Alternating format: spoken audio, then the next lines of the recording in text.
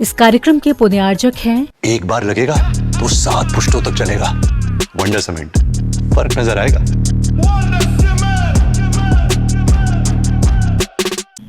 अहिंसा परमो धर्म की, महावीर भगवान की, प्रातस्मरणे परम पूजाचार्य गुरुवर श्री विद्यासागर जी मुनि महाराज की जय।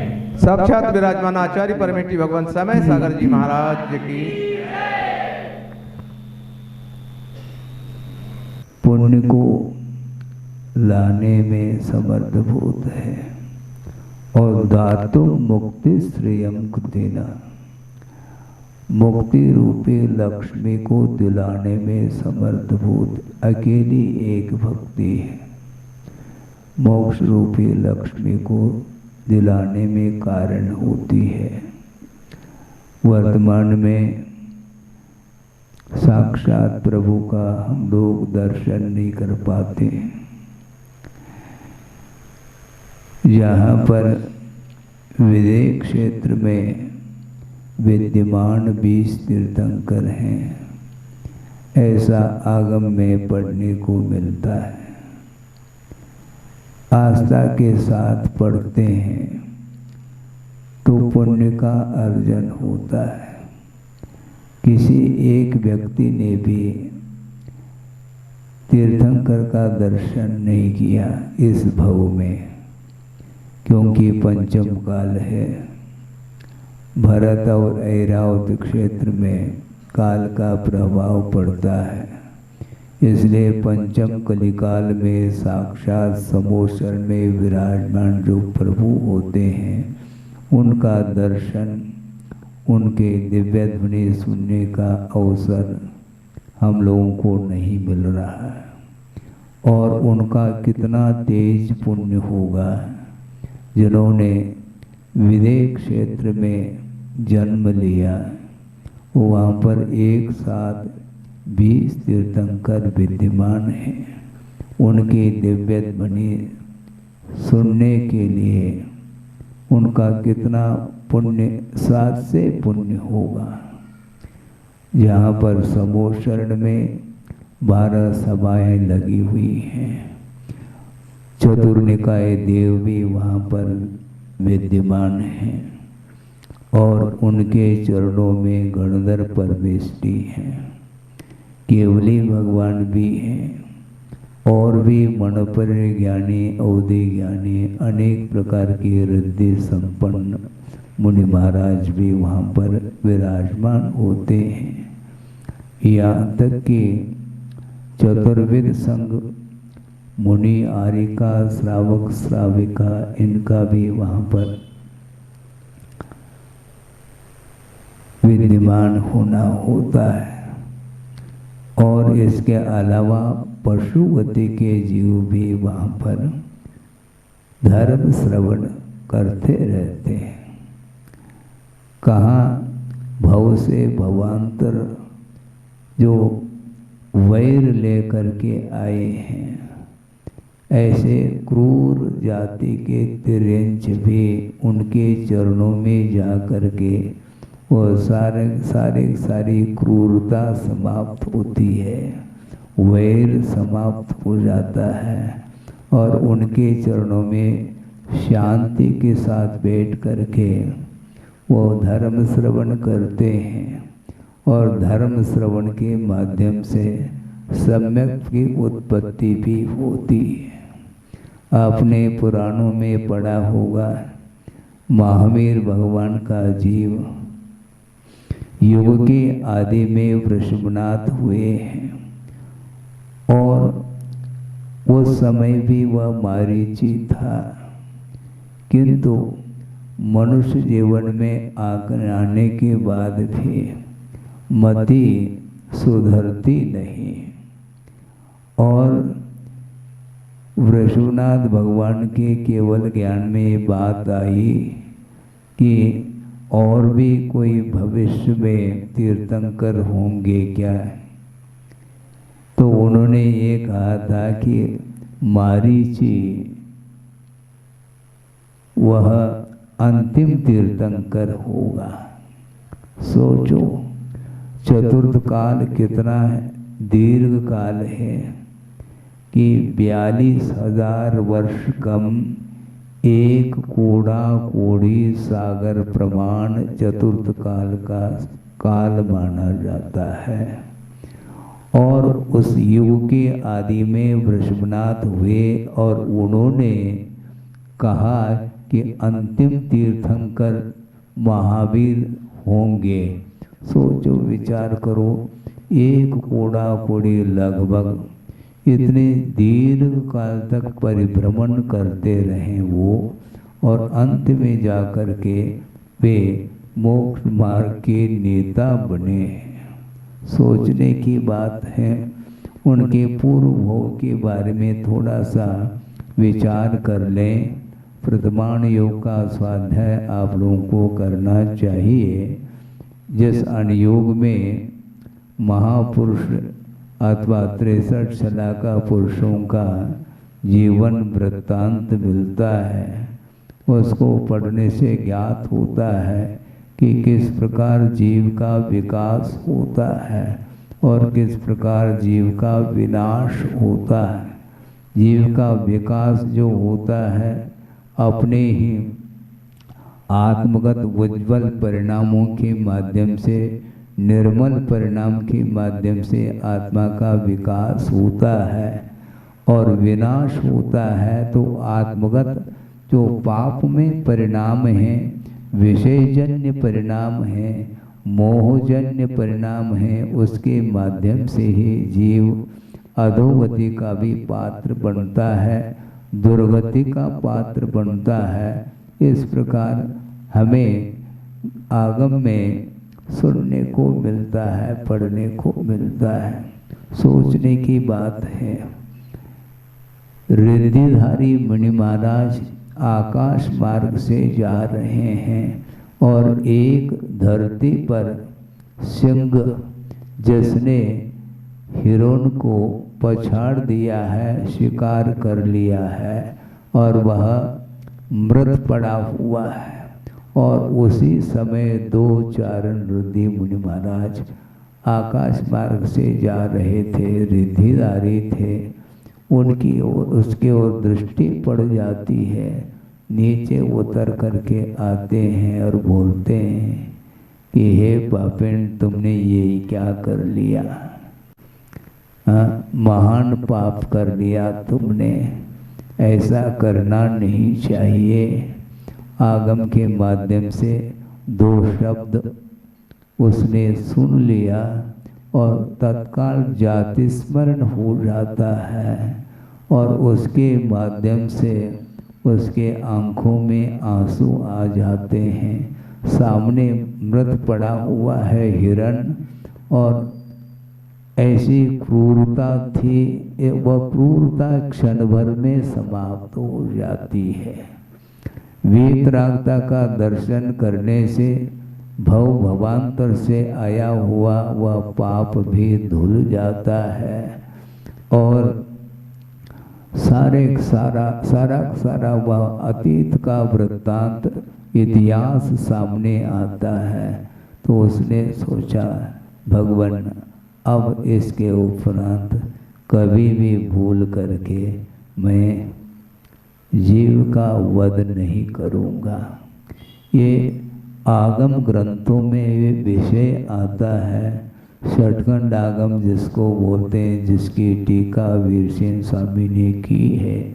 धवला टीका में एक बार सुनने को मिला था, यही प्रसंग आया था। सोचो, थोड़ा सा उपदेश क्या 2 शब्द सुना दिया और उसका जीवन ही परिवर्तित हो गया। यहाँ तक कि जीवन भर जिसने मांस का भक्षण किया है और इस प्रकार उपदेश सुन करके उसने मांसाहार का त्याग कर लिया।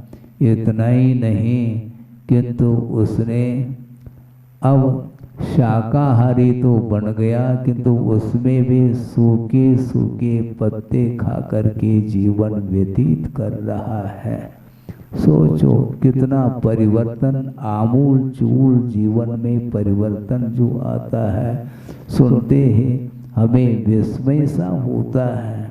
कहाँ क्रूर जाति का वह तिर्यंच सिंह है, उसको देखते ही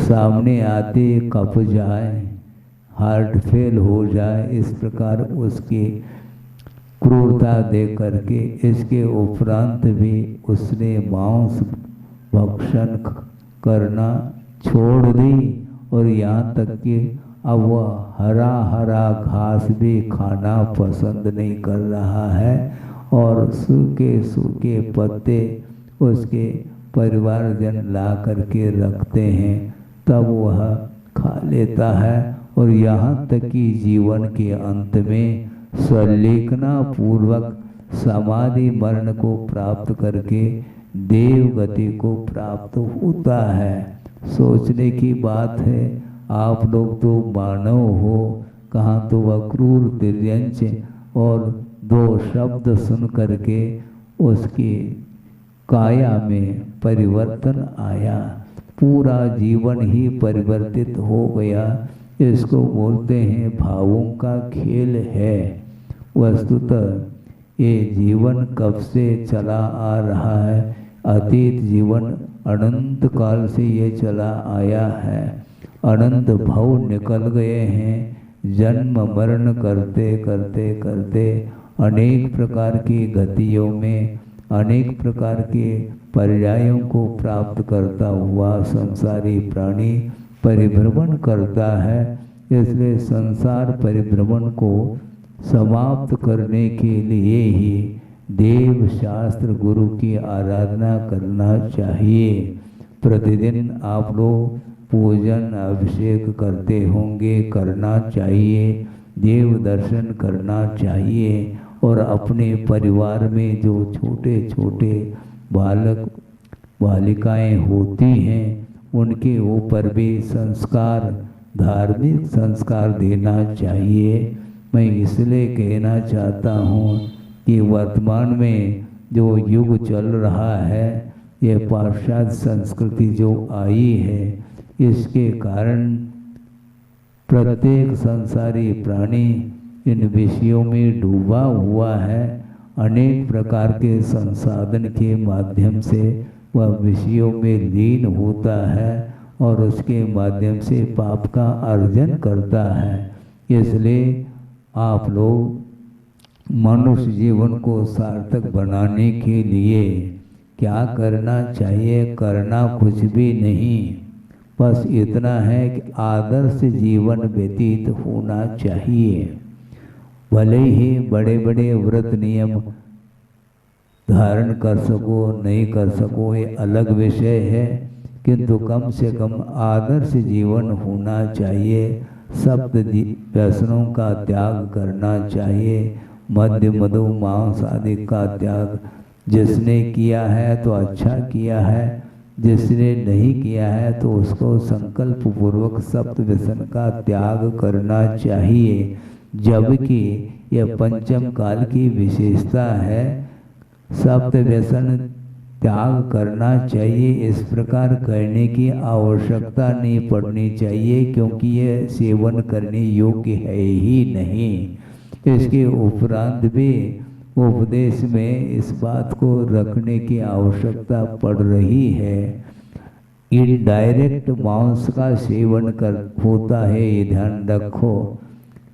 हाँ, इनडायरेक्ट, डायरेक्ट नहीं है तो इनडायरेक्ट क्या? Fast food.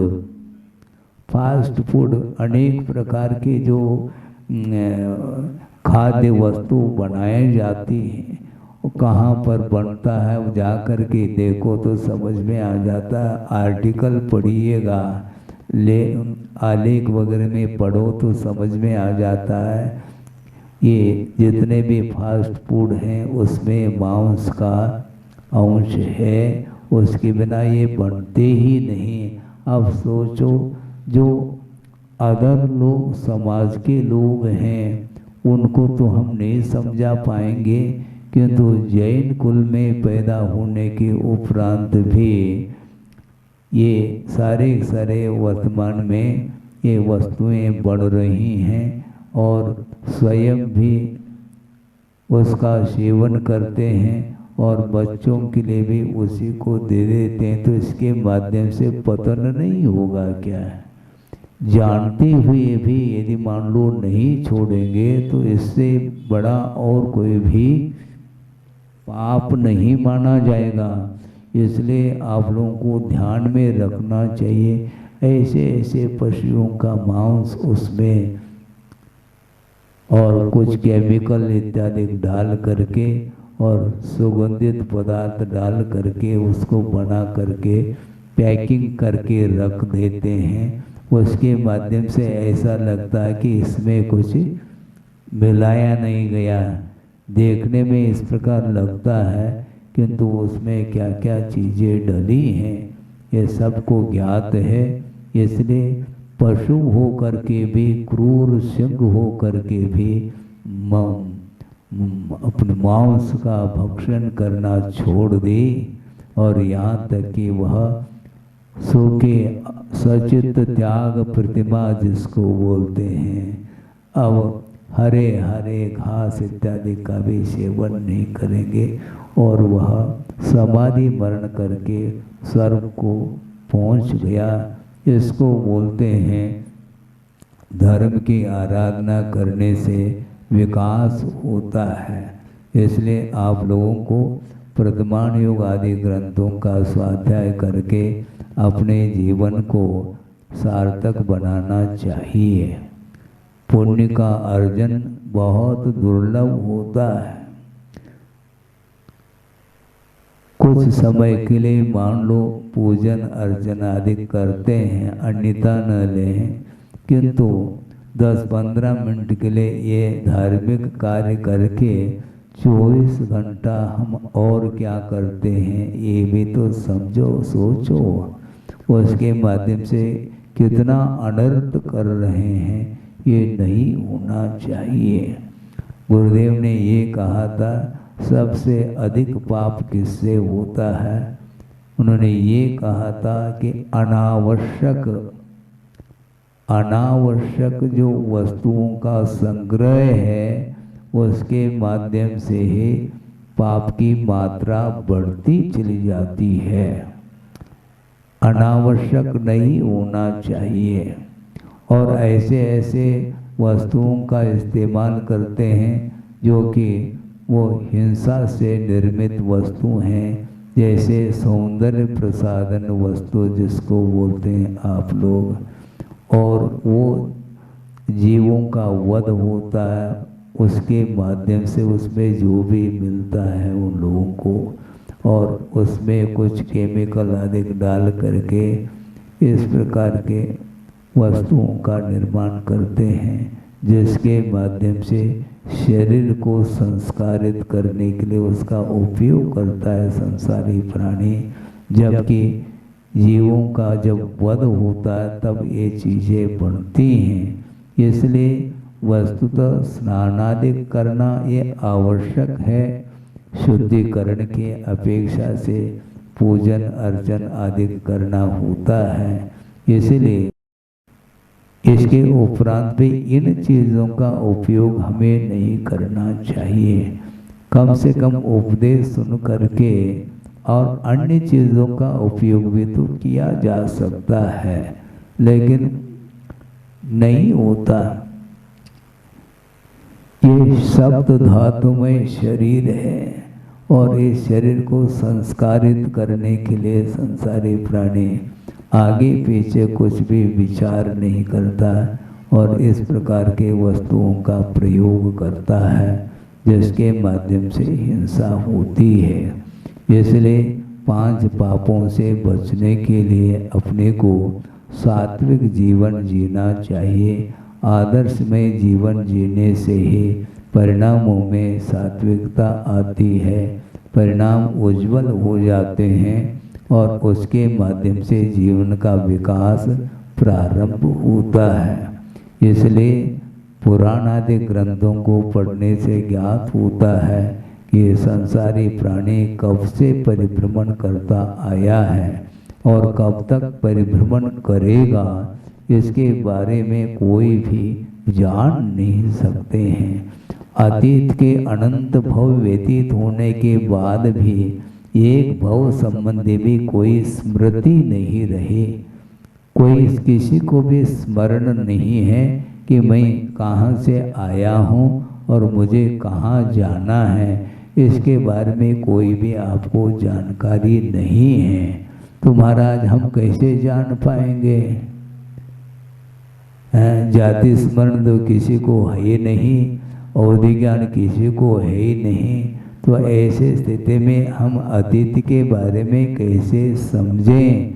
तो आचार्य कहते हैं आगम के ऊपर श्रद्धा निधि आपका होगा तो आगम में सब कुछ लिखा हुआ है। इस विषय में आगम में आपको सर्वांगीण बहुत विस्तार के साथ वर्णन मिलता है। इसलिए अपने को अपने परिणामों को समझने के लिए, उज्ज्वल बनाने के लिए 63 शलाका आदि पुरुषों का जो महापुरुषों का जीवन वृत्त है उसको पढ़ने का प्रयास करना चाहिए। वैभव मिलने के उपरांत भी, और वैभव जो मिलता है वह अतीत जीवन में जिन्होंने रत्नत्रय की आराधना की है उस रत्नत्रय की आराधना के फलस्वरूप साथ से पुण्य का अर्जन करता है और उसका फल भोगने के लिए स्वर्गादिक में चला जाता है और वहाँ पर सागरूपम आयु तक उस सुख का उपभोग करने के बाद भी उसका पुण्य क्षीण नहीं होता है, क्योंकि त्याग के माध्यम से रत्नत्रय की आराधना करने के फलस्वरूप ही साथ से पुण्य का अर्जन करता है और वहाँ पर बड़े बड़े इंद्रादिक पद को प्राप्त करके वो सागरूपम आयु तक उस वैभव का उपभोग करने के उपरांत भी उसका वह पुण्य क्षीण नहीं होता और वहाँ से च्युत हो करके यहाँ पर मनुष्य जीवन में भी कोई चक्रवर्ती पद को प्राप्त कर लेता है, कोई तीर्थंकर पद को प्राप्त कर लेता है, कोई बलभद्र पद को प्राप्त कर लेता है। इस प्रकार के बड़े बड़े पदों को प्राप्त करते हैं। ये सारा सारा वैभव ये केवल धर्म की आराधना करने से, संयम का अनुपालन करने से, रत्नत्रय की उपासना करने से ही इस प्रकार का विकास होता है। इसलिए हम लोगों को सोचना चाहिए, क्योंकि पंचम काल व्यतीत हो रहा है और पंचम काल का जब अंत होगा, जब प्रलय होगा, उसके बाद छठे काल में कोई भी न धर्म श्रवण कराने वाला कोई मिलेगा, न सुनने वाले कोई मिलेंगे, कोई भी धर्म रहेगा नहीं, बल्कि षट कर्म का भी अभाव हो जाता है। असी मसी कृषि वाणिज्य शिल्प विद्या ये सारे यहाँ तक कि अग्नि भी समाप्त हो जाती है। जीवन यापन करने के लिए कोई साधन तक नहीं मिलेंगे और छठे काल में वो जीव एक दूसरे के प्रति कैसे व्यवहार कृत्य करते हैं, मिट्टी खा लेते हैं, बताते हैं और जीवन चलता रहता है। एक दूसरे के भक्षण करके जिस प्रकार पशुओं का जीवन चलता है उसी प्रकार वह मनुष्य भी, वह कहने के लिए मनुष्य बन है। इसके उपरांत भी धर्म कर्म करने के लिए कोई साधन नहीं होने के कारण नरकादि गतियों को प्राप्त करते हैं। इस प्रकार यह परिभ्रमण जो हो रहा है, अपने परिणामों को संभालने की आवश्यकता है। समय आपका हो रहा है, बहुत इसका अंत तो है ही नहीं, आगम का कोई अंत है नहीं। जो आगम कारुण्य लिखा है और आप लोगों को पढ़ने को मिल रहा है, यह भी एक प्रकार से पुण्य का ही उदय है।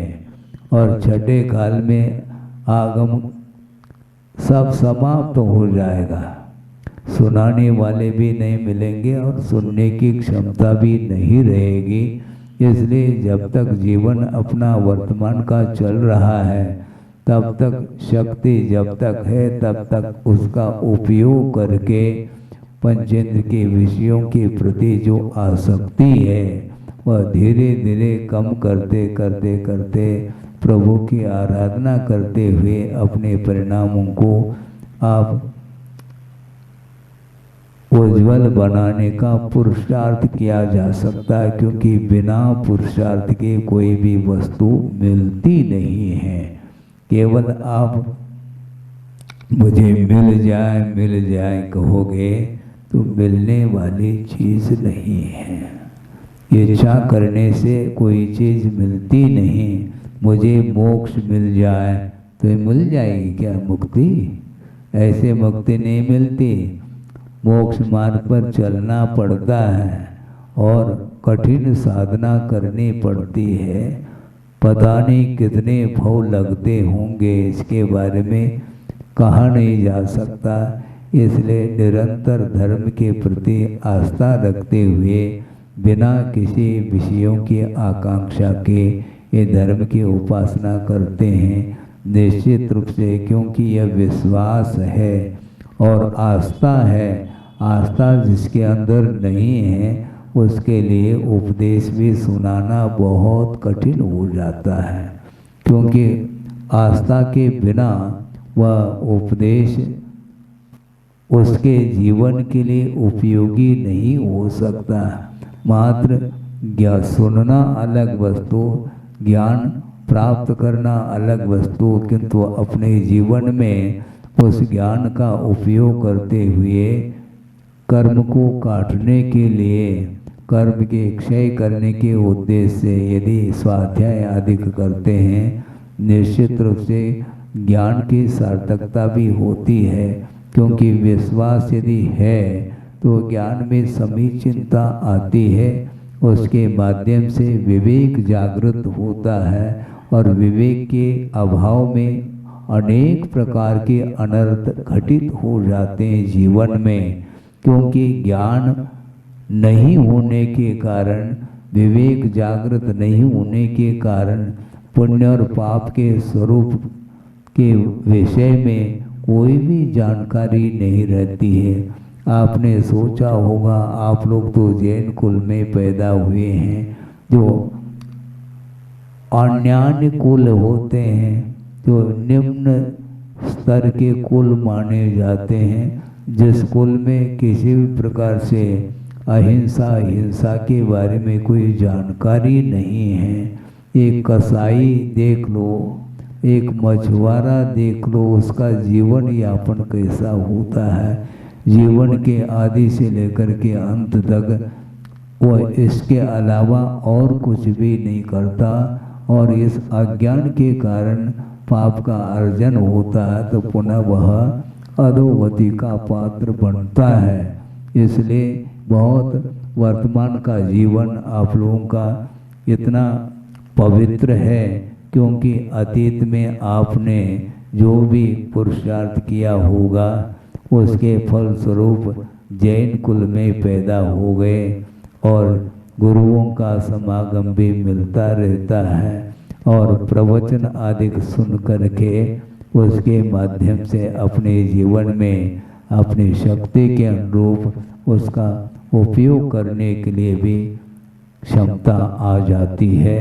और इस प्रकार धर्म के स्वरूप को समझते हुए विषयों से धीरे धीरे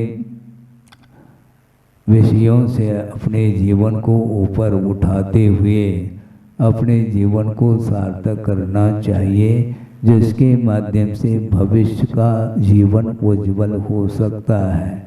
क्योंकि वर्तमान का जीवन जिसका उज्जवल नहीं है, भविष्य उसका अंधकारमय होता है। इसलिए वर्तमान के जीवन को आप धर्ममय बनाते हुए जीवन जिएंगे तो निश्चित रूप से ये विश्वास है, इससे भी अच्छी और अच्छी सामग्री मोक्ष मार्ग की मिल सकती है, जिसके माध्यम से कर्मों का क्षय करके अनंत काल के लिए मोक्ष का लाभ हो सकता है। लेकिन पुरुषार्थ के बिना मुक्ति मिल नहीं सकती है। इसलिए आप लोग पुरुषार्थ करके वित्त का अर्जन करते हो, बैठे बैठे थोड़ी वित्त आ रहा है। कोई कल्प वृक्ष तो है नहीं कि इच्छा हो जाए और उसकी पूर्ति हो जाए, ऐसा होता नहीं। उसी प्रकार यहाँ पर निरंतर अपने को धर्म की ओर दृष्टि रखते हुए यथाशक्ति, क्योंकि वित्त की आवश्यकता पड़ती है, किंतु धर्म के लिए थोड़े बहुत जीवन यापन करने की दृष्टि से उसका सहारा लिया जाता है वित्त का। किंतु अर्थ ही जीवन नहीं, किंतु परमार्थ की ओर दृष्टि जाती है तो निश्चित रूप से अपना जीवन उज्जवल हो सकता है। हो इस पवित्र भावना के साथ अहिंसा परमो धर्म की जय। बोधि समाधि परिणाम शुद्धि स्वात्मोपलब्धि शिव शोक सिद्धि चिंतामणिम चिंतित वस्तुदाने त्वामंद मानस्य ममास्तु देवी। परम पूज्याचार्य गुरुवर श्री विद्यासागर जी महाराज की। अहिंसा परमो धर्म की, महावीर भगवान की। प्रातः स्मरणीय परम पूज्याचार्य गुरुवर श्री विद्यासागर जी मुनि महाराज की जय।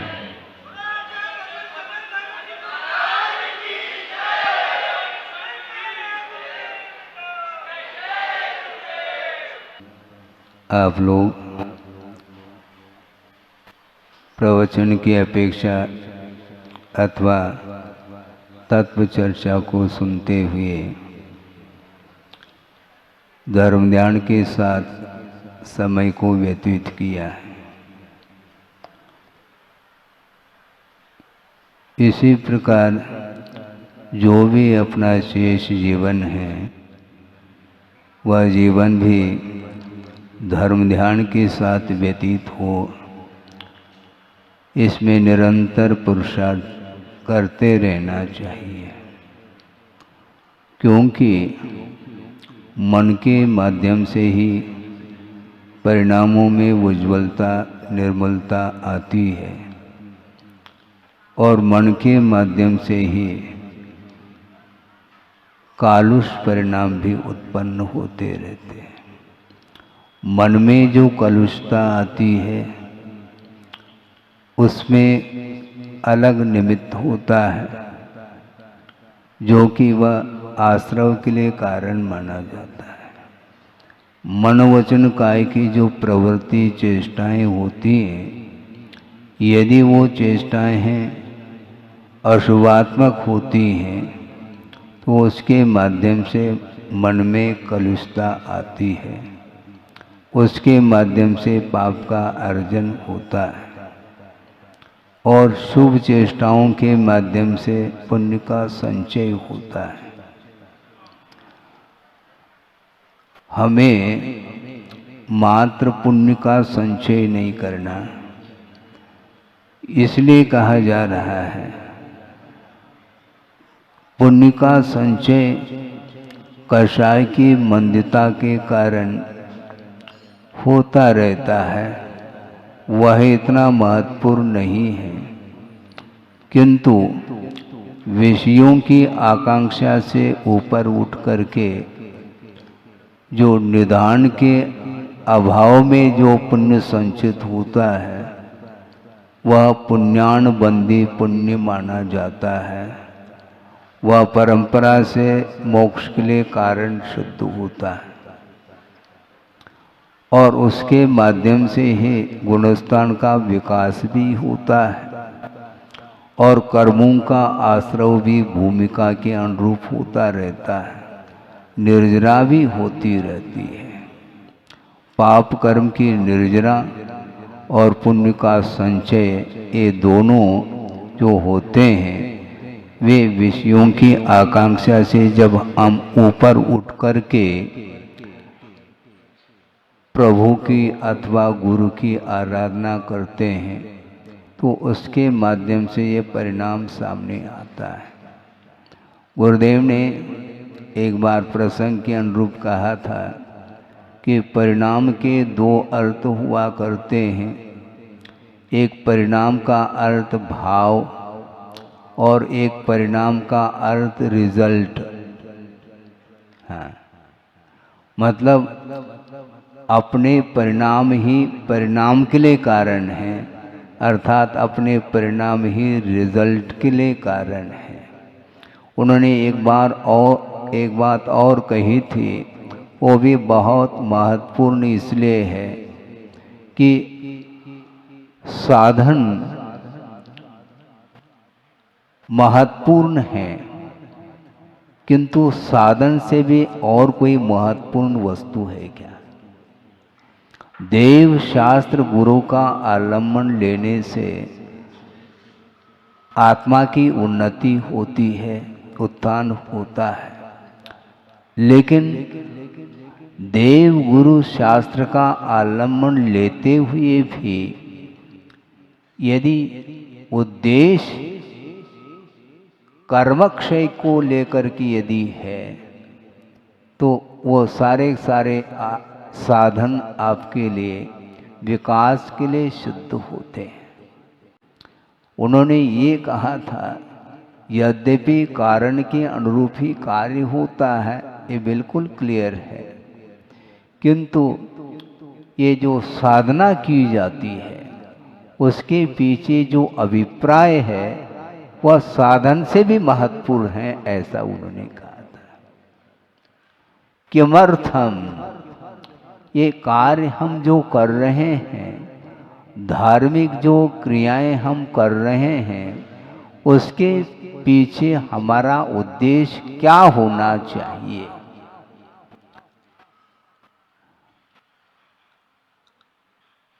तत्वार्थ सूत्र का अध्ययन आप लोग करते होंगे। मंगलाचरण के रूप में जो पंक्ति दी है उसमें मोक्ष मार्ग के नेता को नमस्कार किया गया है, जो कि कर्मरूपी पर्वतों को भेदने वाले हैं अथवा जिन्होंने भेद दिया है और विश्व के समस्त तत्वों की ज्ञाता हैं। ऐसे मोक्ष मार्ग के नेता को मैं नमस्कार करता हूँ, किंतु अंतिम चरण में प्रयोजन उस चरण में बताया जा रहा है, मैं भगवान की वंदना करूं तो क्यों करूं? उनकी वंदना करने से लाभ क्या है? उन्हें हम क्यों वंदना करें? उनकी पूजन अर्चन की बात हम क्यों करें?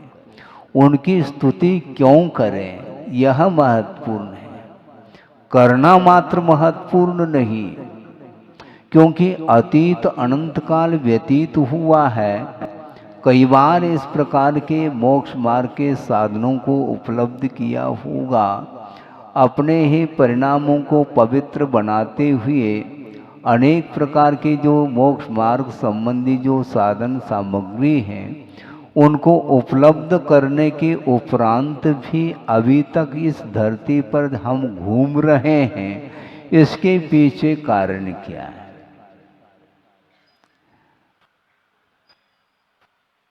स्वर्गों में भी अकृत्रिम चैतालय होती है, वर्णन उसका भी आगम ग्रंथों में मिलता है।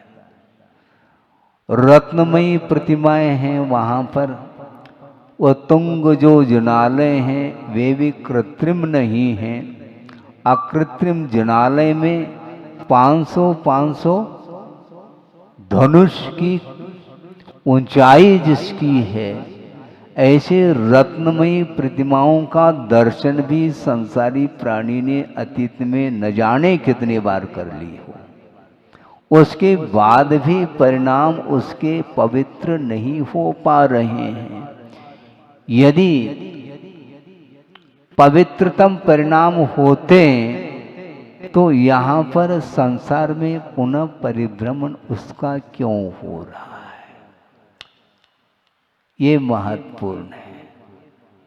किस उद्देश्य को लेकर के आराधना की है, इसको ध्यान में रखने की बात है। करना निषेध नहीं, देव गुरु शास्त्र की आराधना करने से कर्मों का संवर होता है, अर्थात आश्रव रुकता है। किंतु अभी तक रुका क्यों नहीं? बार बार गुणस्थान का विकास हो सकता है और पतन भी होता है। ये अप डाउन क्यों? परिणामों में निश्चित रूप से अंतर आता रहता है। उद्देश्य, यदि हम कर्मक्षय के उद्देश्य को लेकर के यदि आराधना करते हैं तो निश्चित रूप से आत्मिक विकास होगा, आत्मिक शांति मिलेगी। किंतु आत्मिक शांति के साथ जो व्यक्ति मानसिक और शारीरिक शांति को भी चाहता है, फिर वह आत्मिक शांति को प्राप्त नहीं कर पाएगा। मानसिक शांति भी अलग है, मानसिक सुख अलग है, शारीरिक सुख अलग है। देवों में या देवगति में चतुर्निकाय देव हैं और उनमें किसी भी प्रकार से शारीरिक दुख उत्पन्न नहीं होता है। वहाँ पर कोई रोग इत्यादि नहीं होते, वहाँ पर कवलाहार भी नहीं है, केवल मानसिक आहार, वो भी प्रतिदिन नहीं है। इसके बाद भी मानसिक दुख उन्हें इतना होता है, जो हीन जाति के देव होते हैं वे हमेशा संक्लेश का अनुभव करते हैं। हमेशा का अर्थ बाहुल्यता को लेकर के कहा जा रहा है। सौधर्म इंद्र है और सौधर्म इंद्र के अधीनस्थ कितने देव हैं? असंख्यात देव देवांगनाएं हैं। उन्हें जो सुख उत्पन्न हो रहा है और सौधर्म इंद्र के साथ तुलना करेंगे तो मेरे ख्याल से बूंद के बराबर सुख का अनुभव हो रहा है। इतना सुख सौधर्म इंद्र को मिल रहा है, ये क्यों? पूछो अपने आप को थोड़ा सा।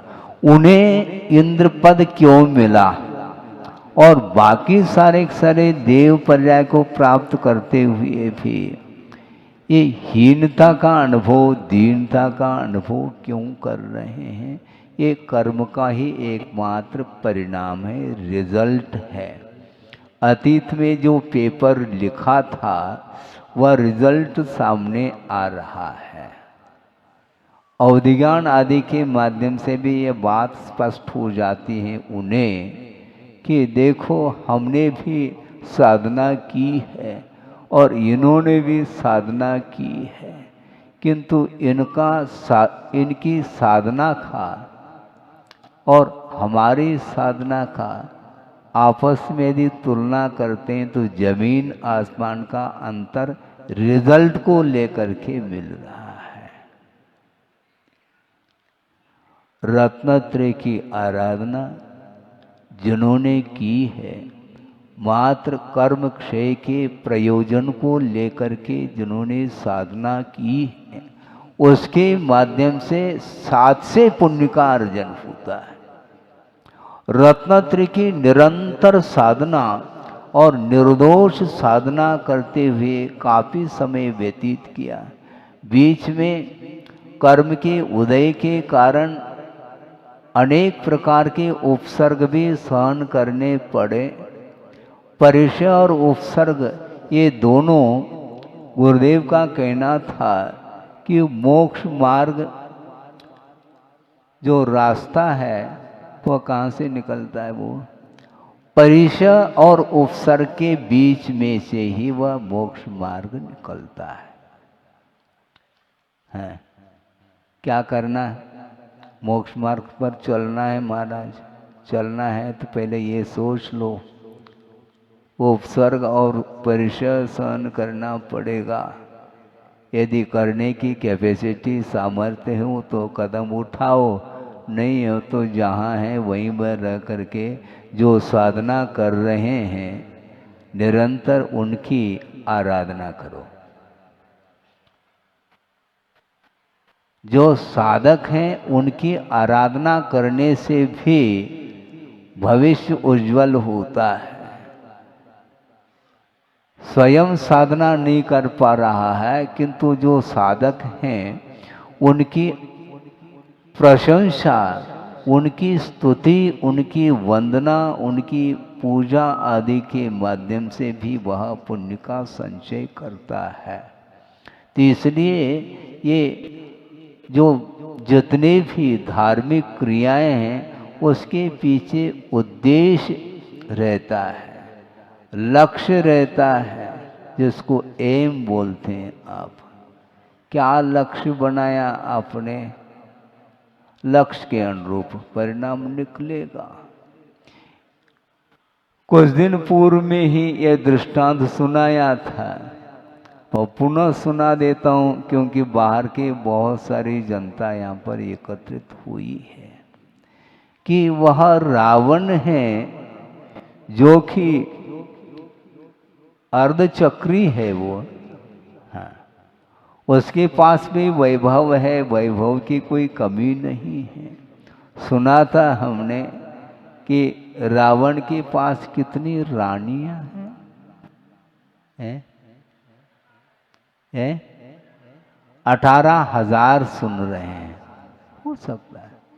तो 18,000 रानी एक से एक सुंदर है, अप्सरा को मात कर रही होगी, इसके बाद भी आसक्ति बनी हुई है, विषयासक्ति, और उसकी दृष्टि किस ओर जा रही है? सीता की ओर उसकी दृष्टि है। इससे और कौन सा निकृष्टतम परिणाम होगा जो अधोगति का पात्र बन रहा है जिन परिणामों के द्वारा? सोचो, विचार करो। और वह शांतिनाथ जनालय में जाकर के, हमने सुना था कई बार गुरुदेव के मुख से, और शांतिनाथ भगवान के जनालय में जाकर के स्फटिक मणि हाथ में ले रखा है, माला स्फटिक मणि की, और शांतिनाथाय नमः इस प्रकार मंत्र का जाप कर रहा है। इस जाप के माध्यम से पुण्य का संचय हो रहा होगा महाराज। हाँ ठीक है, हमने पहले ही कहा था पुण्य का संचय बहुत बड़ी बात नहीं है, किंतु शांतिनाथ भगवान का जाप करते हुए भी उसका उद्देश्य क्या है, यह महत्वपूर्ण है। जाप क्यों कर रहे हो, क्या चाहते हो, जाप कर क्यों रहे आप? भावों में पवित्रता होगी, आप कह सकते हैं, रिजल्ट सामने आने वाला, ये ध्यान रखो। शांतिनाथाय नमः इस प्रकार जाप करते हुए भी उसका इंटेंशन जो है वो क्या है? अब ध्यान से सुने कि बहुरूपिणी विद्या को शुद्ध करने के लिए वह जाप कर रहा है। और बहुरूपिणी विद्या को शुद्ध करके करना क्या है? सीता का लाभ हो, और सीता का लाभ आसानी से संभव नहीं, और उसमें राम बीच में खड़ा है, और राम को परास्त करने के लिए, हालांकि परास्त नहीं होगा लेकिन बुद्धि काम नहीं करती, इसी को बोलते हैं अज्ञात भाव है, इसी को अज्ञात बोलते हैं। मदात प्रमादात व अनवबोध्य प्रवृत्ति अज्ञातम, ऐसा कहा। विषय की ओर दृष्टि जब जाती है जब संसार विषयों में डूबता है उसे ये भान नहीं रहता कि मैं कार्य क्या करने जा रहा हूँ और इसका प्रतिफल क्या मिलने वाला है, यह भी उसकी बुद्धि में बात नहीं आ रही है। यही वहाँ पर घटना घट रही है। रामस्य मृत्युर्भवेत, राम की मृत्यु हो, राम को परास्त किए बिना मैं सीता का लाभ मुझे होने वाला नहीं है। इस उद्देश्य को लेकर के बहुरूपिणी विद्या सिद्ध कर रहा है। और विद्या का अर्थ क्या होता है? विद्या का अर्थ ज्ञान है, केवल ज्ञान भी है, लेकिन वो विद्या नहीं काम कर रही यहाँ पर। बहुरूपिणी विद्या, एक रूप नहीं अनेक रूप है उसमें। सोचो, विचार करो।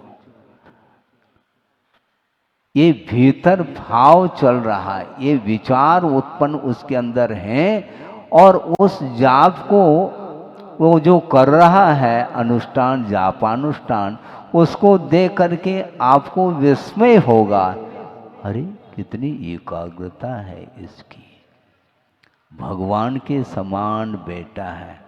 ऐसा देखने में आता है, देखने में ऐसा ही आता है संसार का स्वरूप। मराठी में एक कहावत है, सुना आपने? महाराष्ट्र तो है, नागपुर। दिसतय तसं नसतय, म्हणून जग फसतय। हाँ, जो देखने में आता है वह वैसा रहता नहीं, इसलिए उस जाल में संसारी प्राणी आ जाता है। देखने में तो बहुत अच्छा लग रहा है, जाप का अनुष्ठान कर रहा है रावण, किंतु भीतर क्या परिणाम है, किस प्रकार के विचार उसके अंदर उत्पन्न हो रहे हैं, वो किसी की बुद्धि का विषय नहीं बन पा रहा है। इसको बोलते हैं कि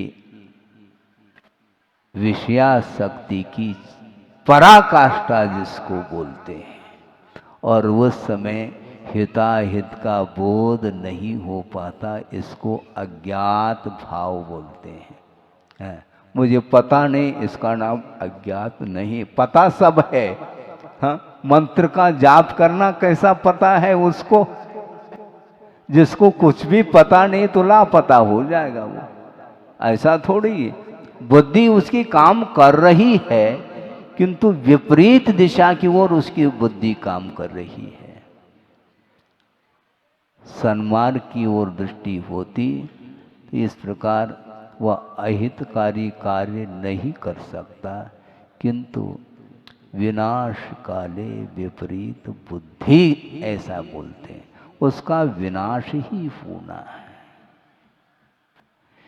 इतना वैभव मिलने के उपरांत भी अभी भी शांति नहीं। ये सब क्या है?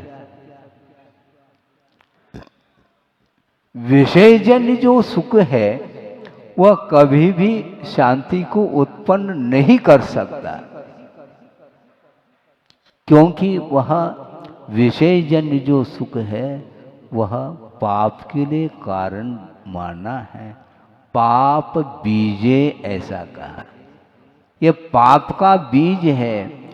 पंचेंद्रिय के विषयों से उत्पन्न होने वाला जो सुख है वह भले क्षणिक सुख हो, किंतु परमार्थ दृष्टि से देखेंगे तो वह सुखाभास है, दुख रूप है। ये कहा है ध्यान हो तो, लेकिन ध्यान जाता नहीं है। इसीलिए ये तृष्णा जो है ये कभी शांत नहीं होती। ये आशा, ये अनंत आशा है। अनंतानंदी उदय के साथ जो आशा पलती है उसका कोई अंत नहीं है। ये भ्रांति है, ये मोह है। आत्मिक शांति को प्राप्त करना चाहो, ये विषय जन्य जो सुख है उसको ओम शांति साइड में रखो उसको, और आत्मिक शांति को प्राप्त करने के लिए निरंतर पंच परमेष्टि की आराधना करो। और किस उद्देश्य को लेकर के, मुझे और कुछ भी प्राप्त नहीं करना, केवल तद्गुण लब्धये अहम वंदे, ये भाव होना चाहिए।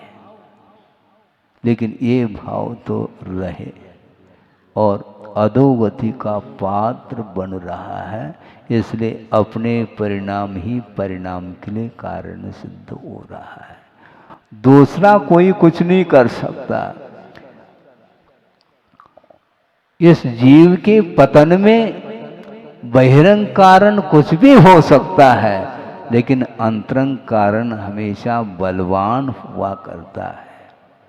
निमित्त बहुत सारे मिलते हैं, किंतु अंतरंग जो कर्म का उदय है वह महत्वपूर्ण है। कुछ दिन पहले भी कहा था कि जो नारकी है, नरक में पहुंचा है, वहाँ का वातावरण, वहाँ का क्षेत्र संबंधी जो दुख है वह नारकी को ही है। वहाँ पर असुर कुमार पहुंचा है, उसके लिए वहाँ क्षेत्रजन्य दुख उसे प्राप्त नहीं होगा। उसी परिसर में है, वो सामने है, खड़ा है, जहाँ पर नारकी है, उसी स्थान पर, उसी धरती पर पहुंचा है, लेकिन उसके लिए कोई दुख नहीं होगा, क्योंकि अंतरंग में देवगति नाम कर्म का उदय चल रहा है, देव आयु का उदय चल रहा है। इसलिए वहाँ का क्षेत्रीय वातावरण उसके लिए दुख के लिए कारण नहीं बन सकता। ऐसे स्पष्ट है, बाहरी जितने भी निमित्तभूत सामग्री हैं ये अलग विषय है, किंतु अंतरंग में यदि तीव्र पाप कर्म का उदय चल रहा है तो वह वातावरण उसी प्रकार का होगा। उसका तीव्र पुण्य कर्म का उदय जिसका चल रहा है, उसका घात किसी के द्वारा नहीं होगा। है अकाल मरण किसका होता है? देवों का होता है? नहीं हो सकता। चरम शरीरी उत्तम जो बोलते हैं उनका भी नहीं होगा। भोग भूमि जो मनुष्य आदिक है उनका भी अकाल मरण नहीं होगा। मरण को प्राप्त होता है। अकाल में मौत किसके कारण? बहुत सारे निमित्त होते हैं, उन निमित्तों के माध्यम से अकाल मरण होता है। तो इसी प्रकार विषयाशक्ति के कारण भी संसारी प्राणी का यह परिभ्रमण रुक नहीं रहा है, क्योंकि संयोग तो दुख मनेक भेदम ऐसा कहा है।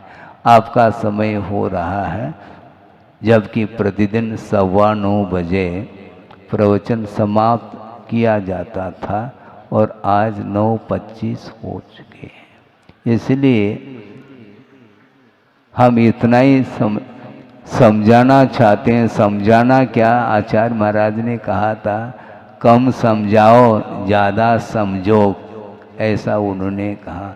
हमें खुद को समझना है। जो समझना चाहता है तो उसके लिए संकेत पर्याप्त है। आगम का कोई पार है ही नहीं। आगम में से कोई एकाध पंक्ति भी पढ़ लो जिसके माध्यम से आत्मा का बोध हो सकता है। आत्मा के बोध के लिए ही जिनवाणी का श्रवण भी किया जाता है। स्वाध्याय आदि हम लोग करते हैं, करते रहें, और उसके माध्यम से ही संसार का स्वरूप क्या और मोक्ष का क्या स्वरूप, पुण्य और पाप का क्या स्वरूप है, ये सारा परिज्ञान हमें आगम के माध्यम से मिलता है। और आगम का मान लो ज्ञान नहीं है, विशेष क्षोभम नहीं है, तो गुरुओं के माध्यम से जो संकेत मिले हैं उसको आत्मसात करते हुए यदि हम प्रभु की और गुरु की आराधना करते हैं तो निश्चित रूप से आत्मिक शांति प्राप्त हो सकती है। हो इस पवित्र भावना के साथ अहिंसा परमो धर्म की जय। इस कार्यक्रम के पुण्यार्जक थे घर की लंबी इनिंग चाहिए, वंडर सीमेंट लगाइए। वंडर सीमेंट, फर्क नजर आएगा।